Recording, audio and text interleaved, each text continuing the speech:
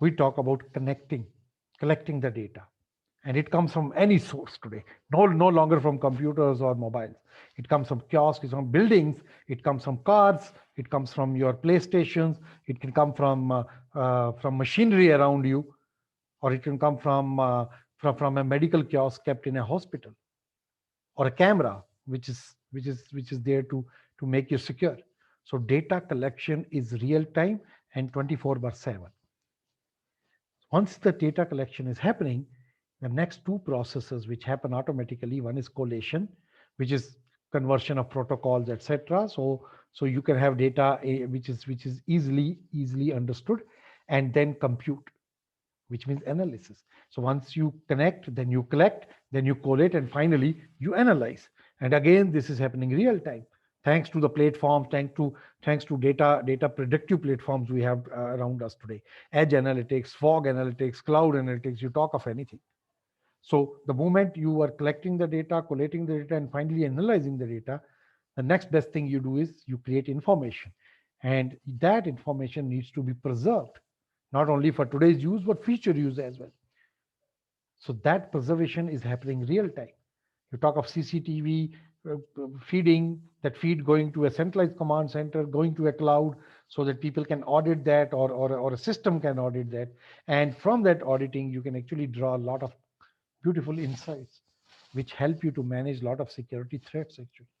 So conservation or conserving your data is the next important step, and then moving data. So whatever information you have received after analysis, you have conserved, you also need to move it, because somebody has to use it, right? So the movement of data around, again with the help of Wi-Fi, 4G, 5G, LPWAN, etc., is again happening round the clock, from machine to machine, machine to people, people to people. And then consumption. That's exactly where you are using the information to do some meaningful work. Like this feed from CCTV, which was collected, and then another artificial intelligence tool sitting behind that in the cloud is analyzing and telling you in the real time that this person walking here might be actually a problematic behavior, or this person is actually without a mask, which is mandatory here, or this person was having a bag 5 minutes ago and now he doesn't, which means he has kept his bag somewhere, which might be a dangerous situation. So all this analysis is again happening in real time, and data is converted to insight, information, and that is moving, and now we are consuming that, and that leads to change. That is what is driving a big change in the industry, in the society. And we have seen it last 10 months. Everybody have observed it. The moment I use my WhatsApp, I use my calls, I use my videos, and then people are relying on those videos because traveling was banned, movement was banned, touch was banned, so people don't want to visit each other but still want to get their work done, right? So a lot of these things have happened in last 10 months and proven that yes, digital disruption is real, digital transformation is there, and digital is the savior. But it comes with its own opportunities and challenges. On the opportunity side, we're seeing lots of new systems coming in, new platforms coming in, which can help us drive meaningful insights from this data. But at the same time, privacy concerns, security concerns have become mainstream, right?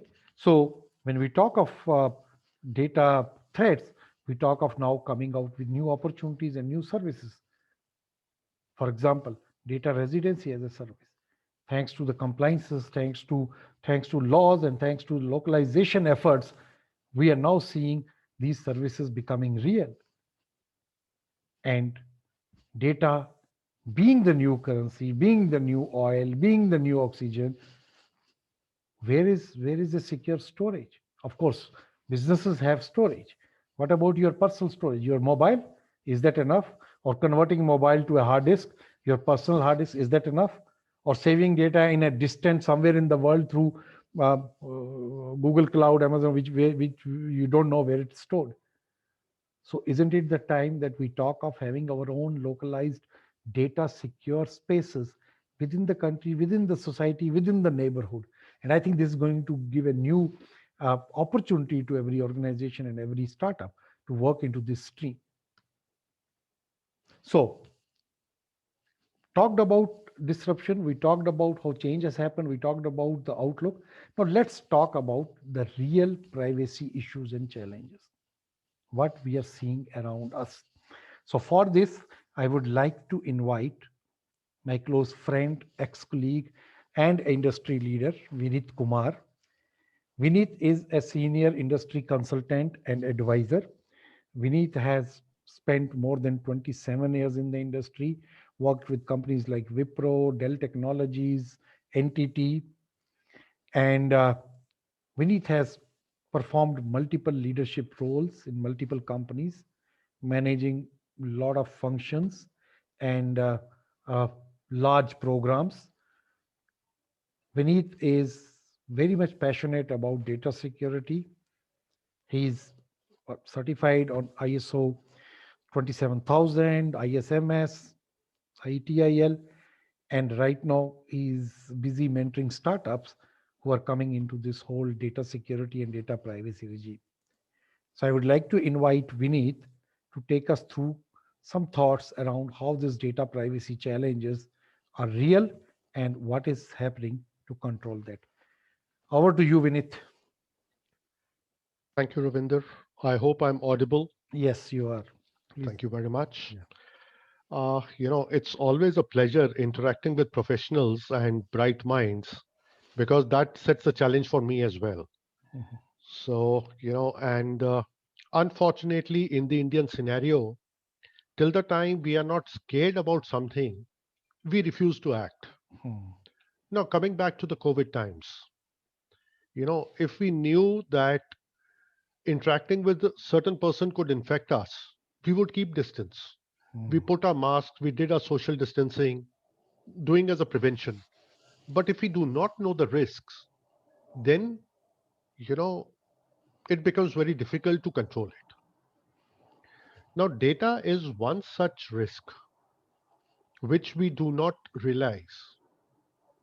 Actually, data privacy started initially with the organizations, whether it was government or private, across the industries, whether it was banking, oil and gas, defense, FMCG, pharmaceuticals, you name the industry, and they had their own data, which was protecting their own IP, as well as, the research work, the customer information, customer details, whether it was their date of births or credit card information.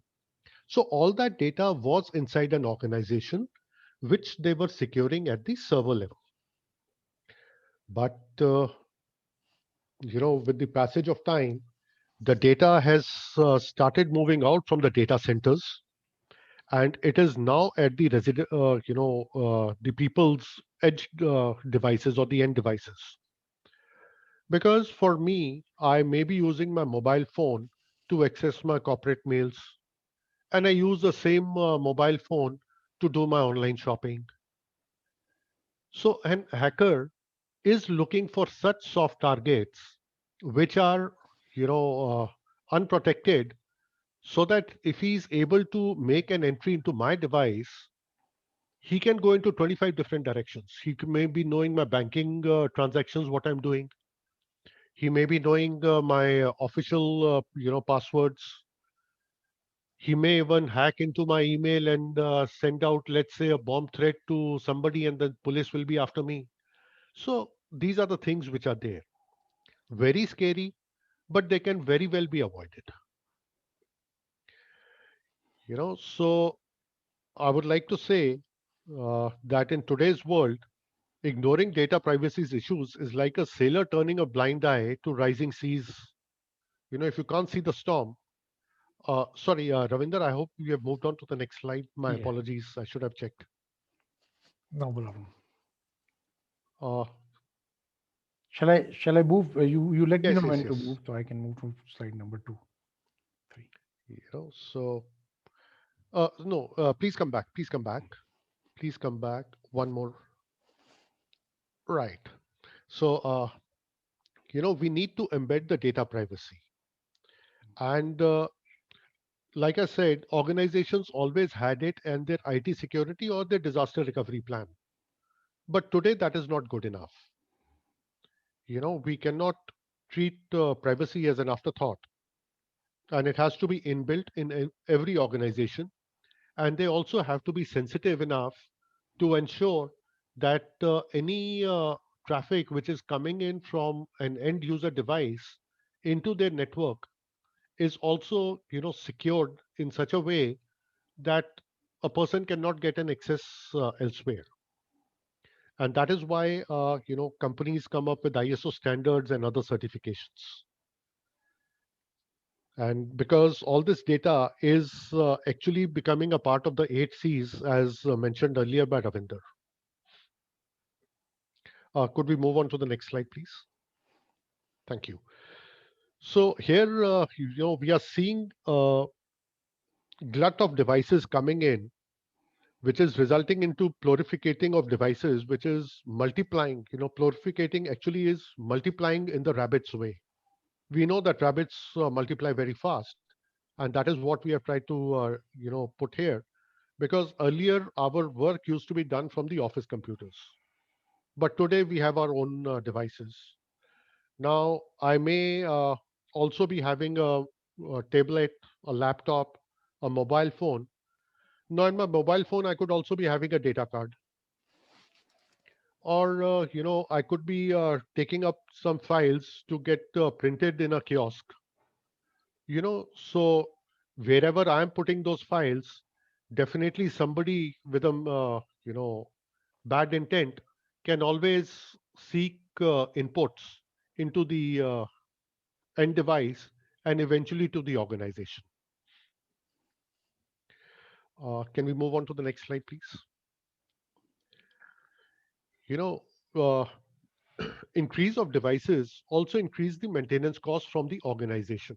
So currently we are talking about from an organization point of view where the data privacy is the biggest concern, because the business is actually responsible for the customer data. It is not the individual who can be an entry gateway into the enterprise. So that is why uh, corporates are coming in, increasing their maintenance cost.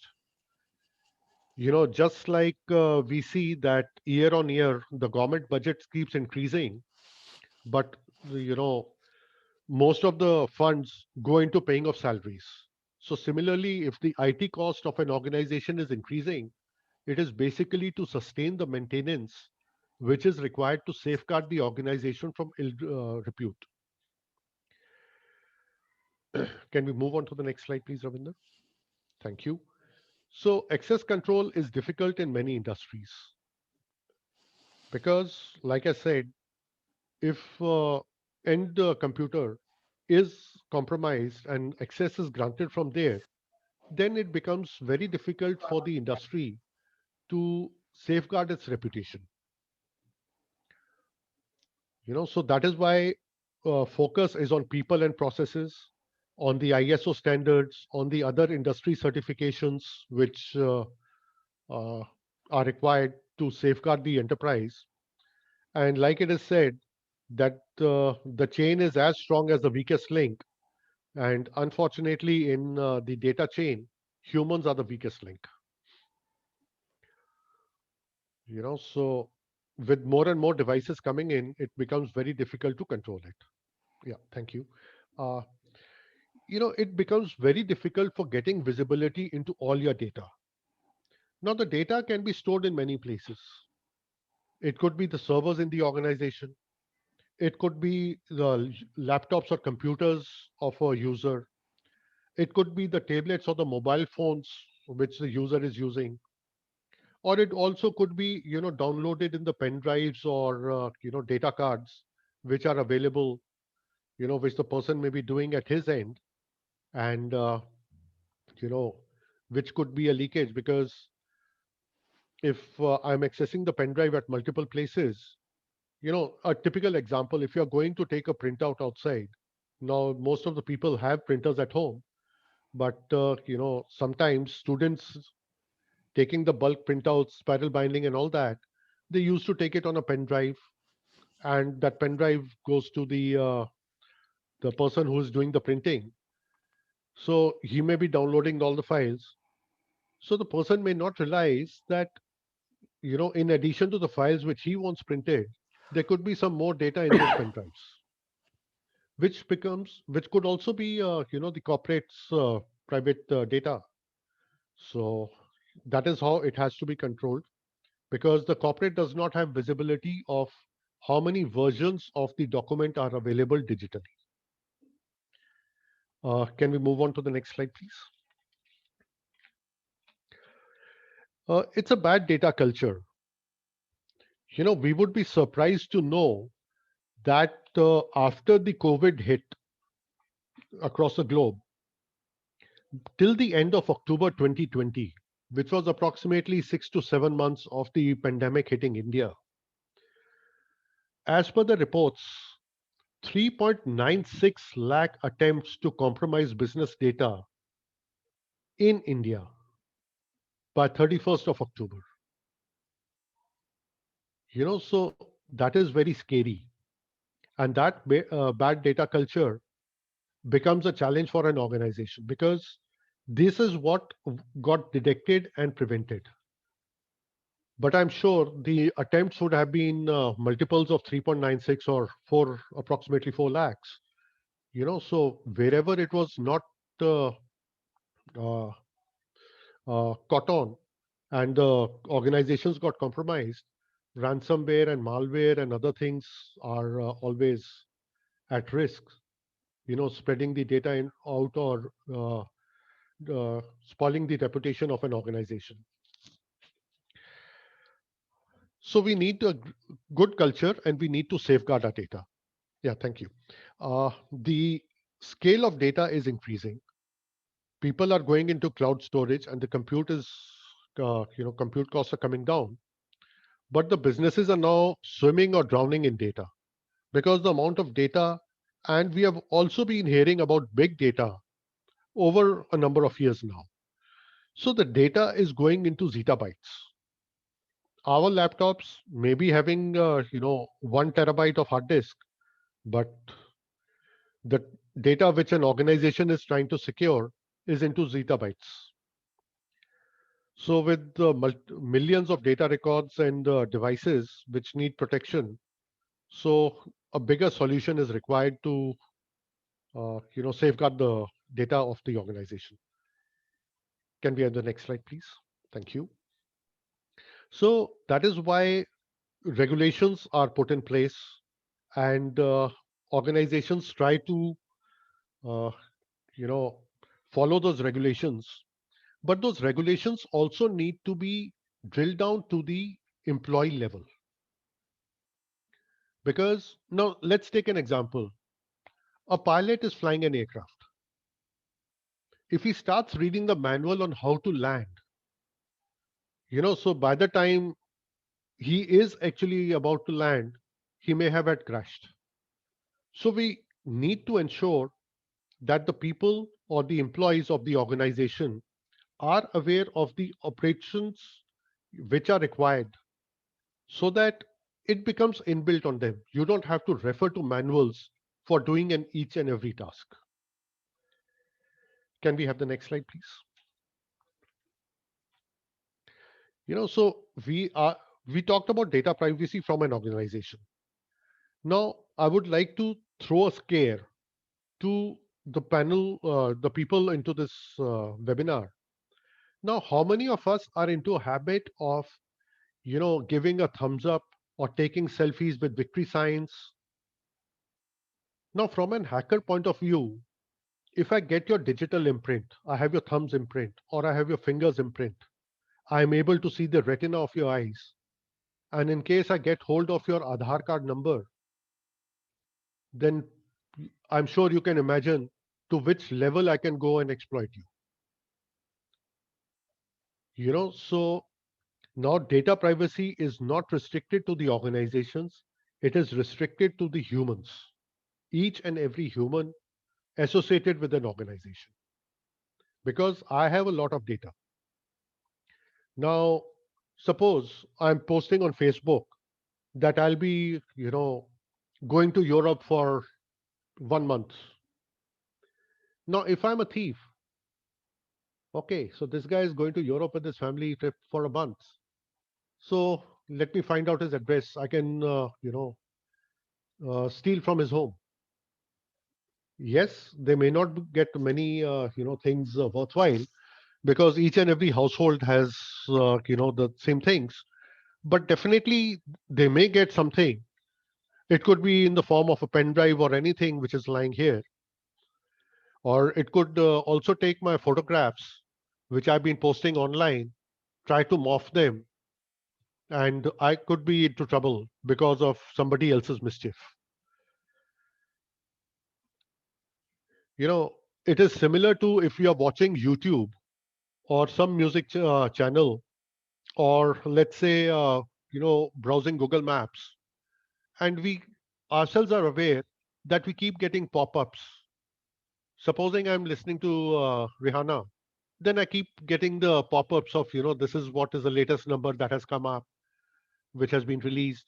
So the data is being used by organizations for the businesses. We may not realize it that how it we end up into a trap, but that is where we need to stop. Uh, can we move to the next slide, please? Now, recently, as mentioned earlier by Ravinder, WhatsApp privacy concerns came up. Now, it came up because WhatsApp would give your data to Facebook for the advertisement sharing. But this has always been in news from 2014 onwards. It's not that it has just started after the COVID times. It has been there for more than 6 years now. But now we are forced to accept the updated policy or stop using WhatsApp. There's no third option. And if I accept those policies, then my data gets shared with Facebook. I keep getting, uh, advertisements from there which I may not like. Suppose because it would also, take that of my personal chats. That is where it came in.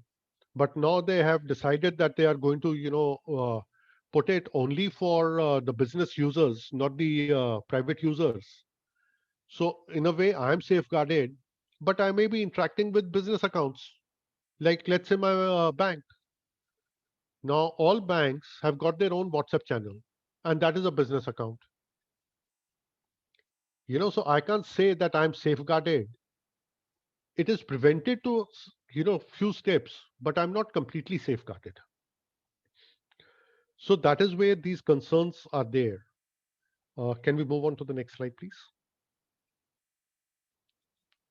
So after the hue and cry, WhatsApp came back with a notification that it is not going to compromise on the privacy of your messages with family and friends. But that came out only after the hue and cry. Otherwise, probably it would have been implemented. And it is also worth noting that data sharing with Facebook by WhatsApp is limited for European users because they have a stronger user privacy protection in the European Union. India is also catching up, but we still have a lot of grounds to cover. Can we have the next slide, please? This is what was the notification which came on Twitter by WhatsApp that your messages are going to be secure. Uh, that ends my, you know, that. And in case there are any questions, we can either take it up now at the end of the session, whatever is convenient. Will take in the end, or people can actually put the questions in the chat. Now, thanks, Vineet. So, one thing is proven: data challenge, privacy issues are real.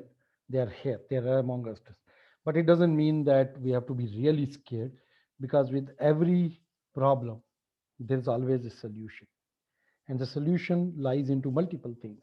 One is your behavior, the way people have been uh, guarding their official data, which is more because there are guidelines from the company that you have to do it.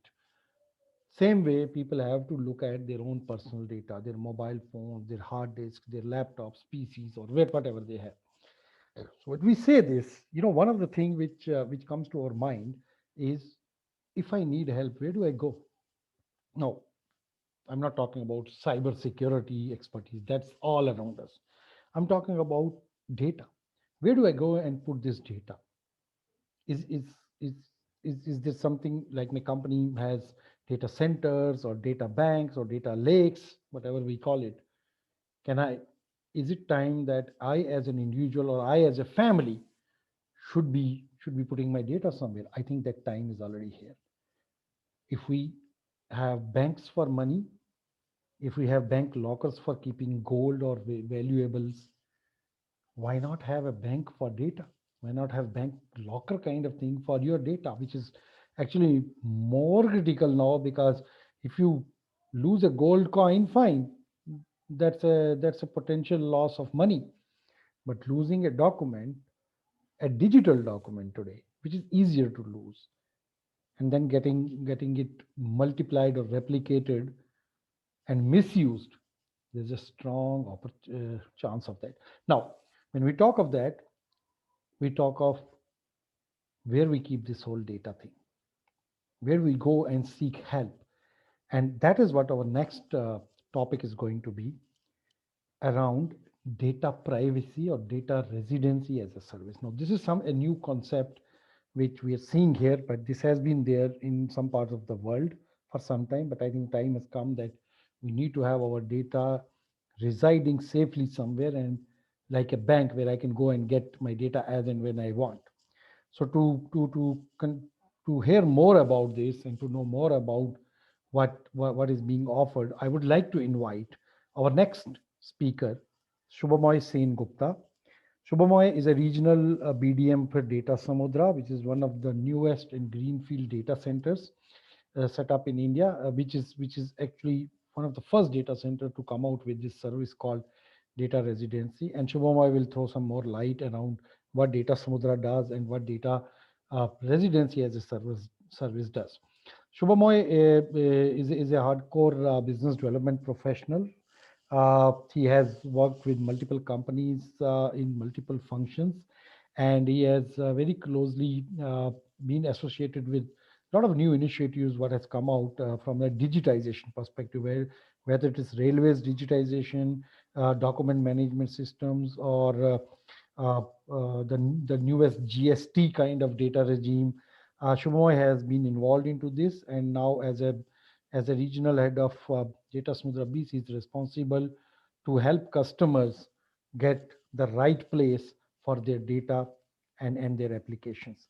Over to you, Shubhamoy. Well, thank you very much, sir. And it's a opportunity for me to explain this particular part. And it's a beautiful presentation given by Ravinder sir and Vineet sir on basically on data, which is one of the most important, you can say, criteria in today's life. And basically, if I'll be giving you a detailed presentation on data center, which is the data center which we are having, data residency and disaster recovery. So these are the three topics in which I'll be having a detailed discussion. So first, let me take you through Data Samudra. So Data Samudra is one of the first on-demand and on-requirement data center, providing co-location, hosting, and cloud. So can you please take it to the next slide? Thank you very much, sir. So Data Samudra is a subsidiary of Tele-India Networks, India's one of the most known telecom service organization. Tele-India has developed and set a greenfield facility in Bangalore, in Silicon Valley. And this facility is very close to Bangalore International Airport. So this data center is a 1 lakh square feet construction area. And we have Tele-India head office as well as Data Samudra head office, training labs, warehouses, and logistic facilities.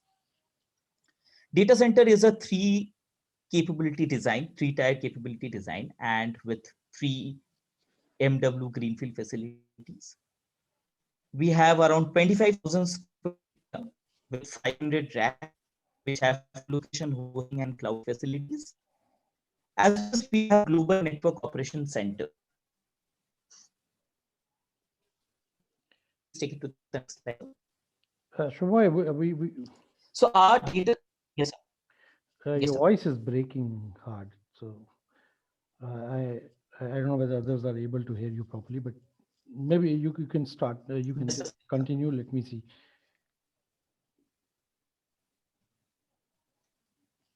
Shubham, can you hear us?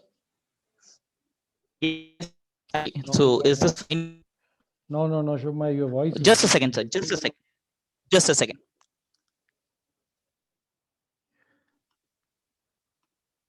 okay. Until Shubham changes his thing, I think let us keep the people engaged. So we will be just sharing. You can see on your screen a poll, which is just 3 simple questions and just a kind of awareness about what we know about these data privacy and data security concerns or what is happening around us. Hello. I would strongly suggest that let's take a minute and try to see how we are responding to this. So you can see question number 1, which talks about when was the GDPR implemented. GDPR, as you know, is the global compliance, European compliance around the data protection law, which was passed some time back. The question says, when was this launched? So you can just choose any. This is not a hard test. It's just a simple way of engaging and sharing the information. Then you can go to next question. Next question talks about India Data Protection Law. As we know, we have been talking about India Data Protection Law for some time. It was tabled in Parliament already, though it's not cleared by Parliament yet because of multiple delays, which we know. When was it tabled in Parliament? And last but not least, question number 3 is, well, what is MITM attack?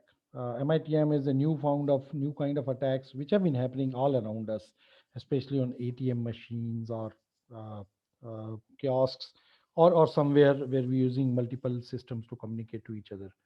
So anyway, just kind of check on how much we know about this. So fine, I hope people have answered this. Let me just see. And okay, so the first question, May 25th, 2018 is the right answer. I think 70%, 5% people have given, which means a lot of our people are very much aware about what's happening around us. India Data Protection Law was tabled in December 11, 2019, yes. And MITM stands for man in the middle. It's a kind of attack where you insert a device or a system in between 2 different systems so that you can capture the data or you can steal the data. Anyway, just for the time, Shumai, are you back? Yes, sir. Okay, you continue. Okay. So let me continue with the things. So can you please put down this poll section? Yeah, I've done it. You continue. I've done it. You just continue. Okay. So if we talk about data center, our data center, which is located in KIDB IT Park in Bangalore, which is close to Bangalore International Airport, which is around 10 kilometers from there. So KIDB IT Park is an emerging destination for high-tech companies, and Data Samudra is a 500 rack space data center with all compliant facilities and infrastructure components. So let me take you to the main glance and offerings of Data Samudra. So we have 3 different facilities in our data center. First is co-location. So in co-location, we have space as a service, private suite, rack co-location, rack space, and sub-cabinet services. We have hosting as a service, where we have private hosting, NOC as a service, data residency as a service, DR, which is disaster recovery as a service, storage as a service, private and public connectivity, which we have, as well as cybersecurity and virtualized environment.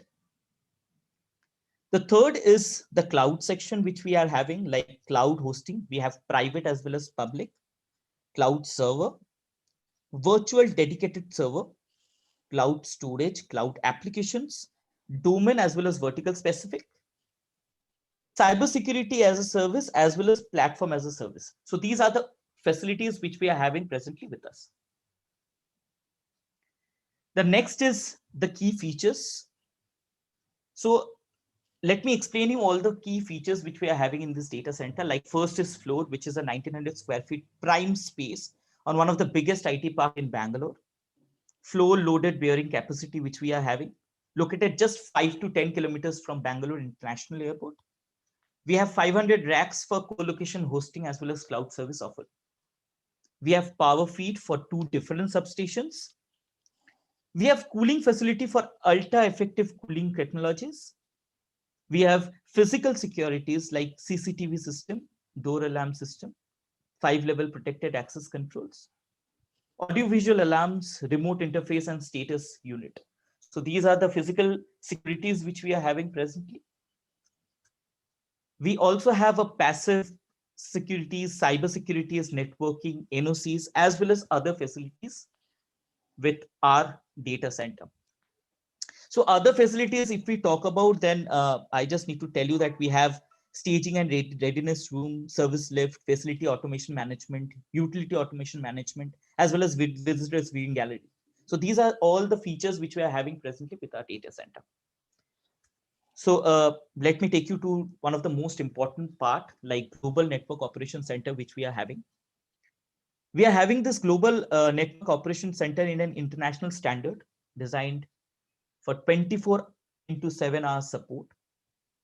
The network connectivity from 2 different ISPs. We have bandwidth with each operators, like from 1 GB to 10 GB. So we have aligned customer requirement with ITIL processes, highly secured NOC with 4-level securities access. We also have an art use latest technologies and tools with proactive monitoring for 90-day storage and events. Now, one of the most important part, which is data residency. So if we talk about this data residency, tell you a few things about data residency, which is like both large as well as small companies are recently challenged by this data residency regulation that emerges due to this digitalization as well as increasing global environment. Data localization law can require sensitive data to be processed and stored in the country origin. Therefore, following legal requirements for storing data specific country and core requirements are meeting the data protection standards. Data residency defines in which country the organization data is stored and processed.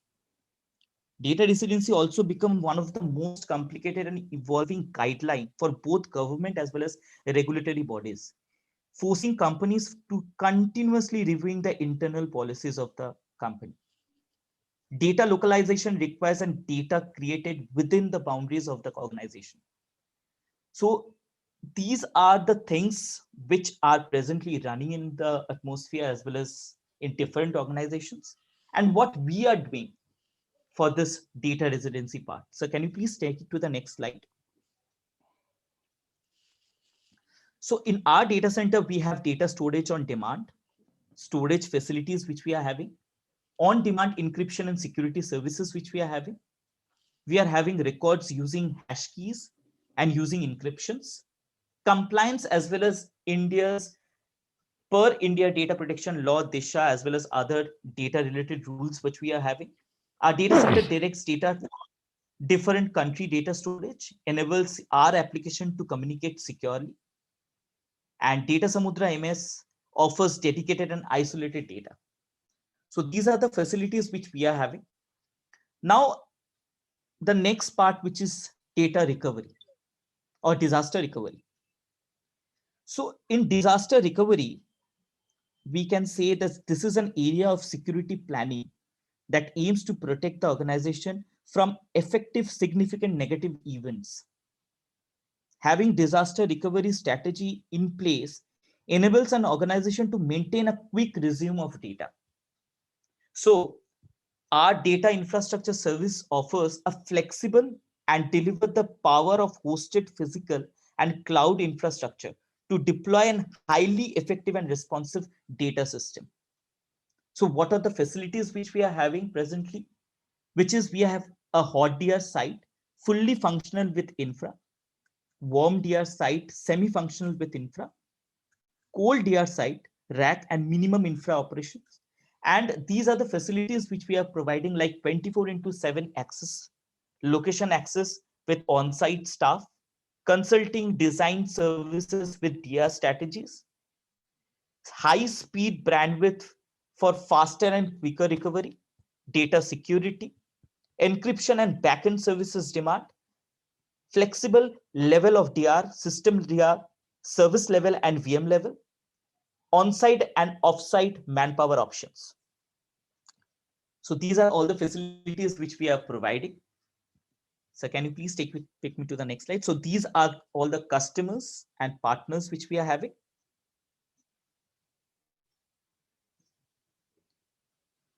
And finally, if you have any kind of questions, then you can put forward so that we can take it. Thank you very much, sir. Hello, Thanks. everyone. Thanks, Shubhamay. Pramit, over to you. Hello, everyone.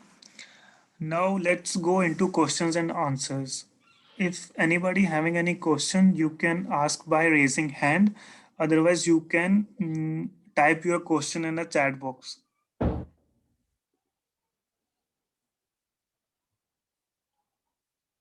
We will wait for a few minutes for your questions. I think people can ask directly. They have to unmute Yeah. themselves Yeah. because by default everyone is muted. So they have to unmute and ask, or they can type in the Q&A, the chat window as well. And Pramit, are we going to share this presentation and details with them? Yes, sir. We will wait for a few minutes if there are some questions from participants. Hello. Yeah, Hi, sir. I actually have a question. sure. So like you said, earlier the data storage was inside the company, and now it has moved outside. And then now the last speaker said that they have the data residency program. If the Yeah. data were to distorted anywhere, it could easily be done in the data residency also, right? No, data residency is more from a compliance. See, the law says that if there is a personal citizen data, then that data has to be resided locally, which means in the country. So companies who are multinational companies, companies who are from other geographies, for example, if